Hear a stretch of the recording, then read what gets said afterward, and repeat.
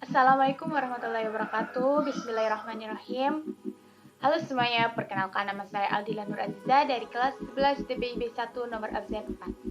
Di sini saya akan membawakan sebuah ceramah dengan tema kegiatan positif di era pandemi, guna untuk menyelesaikan tugas bahasa Indonesia pada bab ceramah. Alhamdulillahirrabbilalamin, wassalatu wassalamu ala asrofil anbiya'i wal mursalin, Sayyidina wa maulana Muhammadin wa ala alihi wa sahbihi ajma'in, amma ba'du. Pertama-tama, marilah kita panjatkan puja dan puji syukur atas kehadirat Allah Subhanahu wa Ta'ala, yang mana pada kesempatan kali ini saya dapat menyelesaikan tugas bahasa Indonesia dengan semestinya.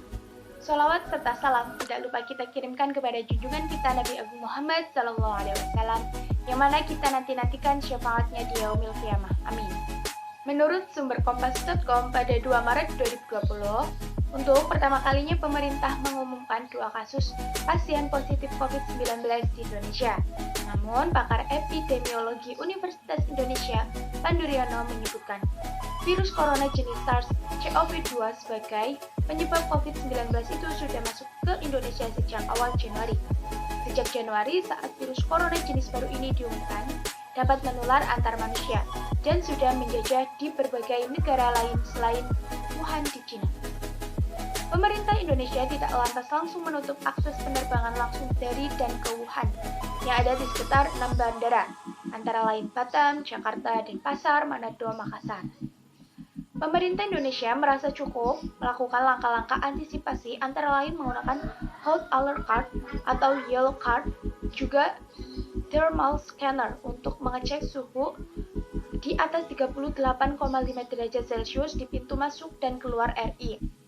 Alhasil, menurut Pandu, data laporan kumulatif kasus konfirmasi positif COVID-19 yang setiap hari ditemukan oleh pemerintah menunjukkan bahwa sejak Maret hingga April data grafik semakin meningkat signifikan di wilayah Sumatera Utara, Bali, Kepulauan Riau, DKI Jakarta, Sulawesi Selatan, dan Sulawesi Utara.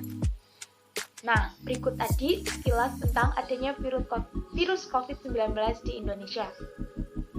Nah, dengan adanya pandemi virus COVID-19 yang pada bulan Maret terutama untuk anak sekolah dan mahasiswa di berbagai tempat di Indonesia dirumahkan alias melaksanakan pembelajaran jarak jauh atau PJJ. Pembelajaran jarak jauh atau PJJ sudah dilaksanakan dari awal bulan Maret hingga saat ini masih terlaksana. Namun, tidak hanya anak sekolah dan mahasiswa saja, orang bekerja pun mengalami hal yang sama, yaitu ada yang bekerja dari rumah dan ada juga yang terkena imbas dari adanya COVID-19, yaitu di PHK atau pemutusan hubungan kerja. Dengan adanya COVID-19, orang-orang memiliki waktu lebih di rumah. Nah, untuk menghilangkan rasa bosan, bisa dengan melakukan kegiatan positif seperti berikut ini. 1. Virtual traveling.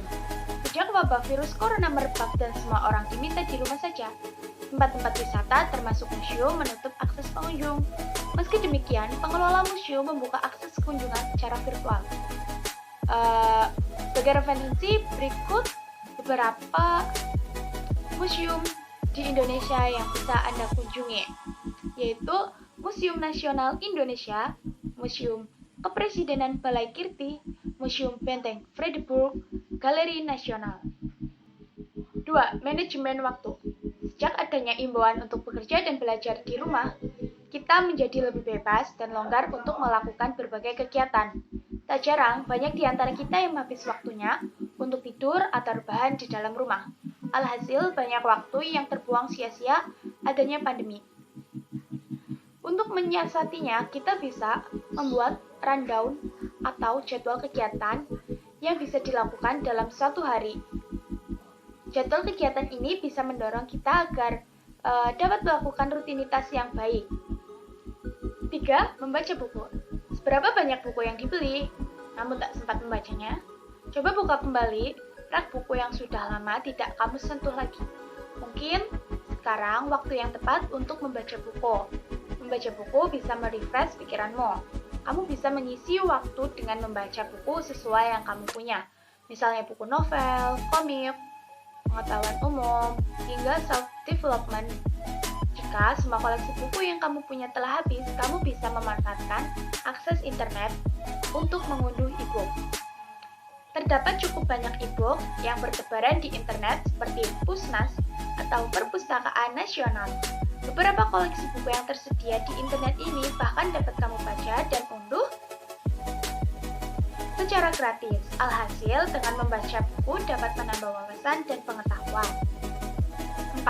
Berkumpul bersama keluarga.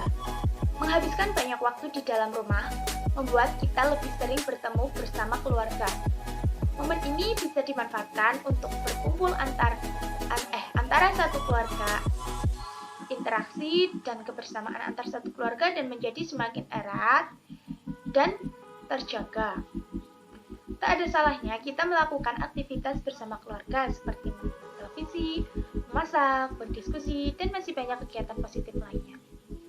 5. Mengembangkan hobi. Berada di dalam rumah, kamu bisa memaksimalkan kesempatan untuk mengembangkan hobimu. Misalnya, kamu bisa menggambar, bermain musik, menulis, memasak, dan banyak kegiatan lainnya yang bisa dilakukan di dalam rumah. Dengan mengembangkan hobi ini, bakatmu menjadi semakin terasa dan tersalurkan. Selain itu, kegiatan hobi juga dapat meningkatkan kreativitas, membentuk karakter, meningkatkan konsentrasi, keterampilan sosial, atau bahkan menentukan masa depan yang lebih baik. 6. Olahraga indoor. Tidak hanya kemampuan intelektual yang perlu diasah, kegiatan fisik juga perlu dilakukan di dalam rumah. Ada beberapa jenis olahraga yang bisa dilakukan di dalam rumah. Kamu bisa melakukan olahraga ringan seperti senam atau stretching. Sempatkan juga berjemur selama 5-10 menit di jam 10 pagi. Hal ini dilakukan untuk meningkatkan imunitas tubuh. 7. Ikuti kelas online. Selama masa pandemi, banyak juga website yang menyediakan kelas atau pelatihan online. Bahkan, beberapa di antaranya bisa diakses secara gratis. Nah, kalian bisa memanfaatkan fasilitas yang ada di internet untuk menambah wawasan dan soft skill baru. Misalnya, kamu bisa mengikuti kursus bahasa asing, workshop, bahkan seminar online. Kamu bisa tetap produktif dengan melakukan kegiatan ini. Biasanya dengan mengikuti kegiatan seperti ini, kita dapat mendapatkan manfaat di antaranya bertambah teman, tambah relasi, tambah ilmu, dan juga bisa untuk meningkatkan latihan berbicara di depan umum atau public speaking. Demikian ceramah tentang kegiatan positif di era pandemi yang dapat saya sampaikan pada kesempatan kali ini. Semoga dapat bermanfaat bagi kita semua dan dapat diaplikasikan dalam kehidupan sehari-hari. Lebih dan kurangnya mohon dimaafkan. Yang benar datangnya dari Allah SWT dan yang salah, hilaf atau keliru itu datangnya dari saya pribadi sebagai manusia biasa yang tidak pernah luput dari salah, hilaf, dan dosa. Akhir kata, wassalamualaikum warahmatullahi wabarakatuh.